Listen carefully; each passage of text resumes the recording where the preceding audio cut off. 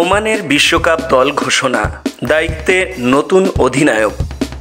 টি-20 বিশ্বকাপের জন্য নতুন অধিনায়ক বেছে নিয়েছে ওমান। অলরাউন্ডার আকিব ইলিয়াসকে অধিনায়ক করে বিশ্বকাপের জন্য 15 সদস্যের দল ঘোষণা করেছে তারা। তবে বিশ্বকাপ দলে জায়গা হয়নি ওমানের 2 তারকা ক্রিকেটার। বুধবার বিশ্বকাপ দল ঘোষণা করেছে ওমান।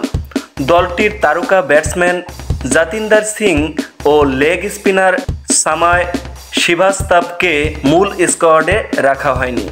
পেসার সুফিয়ান মেহবুব ও অফ স্পিনার জায় ওড্রেটের সঙ্গে এই দুইজনকে রাখা হয়েছে রিজার্ভ হিসেবে। ওমানের হয়ে 52টি টি-20 খেলা জাতিন্দার সিংয়ের বর্তমান পারফরমেন্স খুবই বাজে। ফর্মহীনতায় গত এপ্রিলে এসিসি মেন্স প্রিমিয়ার কাপের দলে জায়গা পাননি তিনি। 2021 টি-20 বিশ্বকাপ দলের 8 জন আছেন এবারের দলে।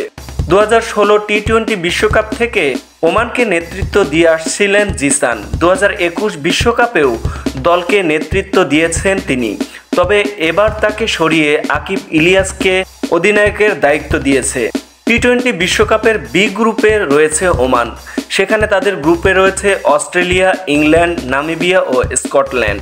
ওমানের বিশ্বকাপ দল: আকিব ইলিয়াস অধিনায়ক, জিসান, মাকসুদ, ক্যাসাব প্রজাপতি, প্রাতিক, আথাভেল উইকেট রক্ষক, আয়ান খান, শোয়েব খান, মোহাম্মদ নাদিম, খালিদ, কাইল, নাসিম খুশি, মেহরান খান, বিলাল খান, রফিকুল্লাহ, কালিমুল্লাহ, ফায়াজ বাট, শাকিল আহমেদ।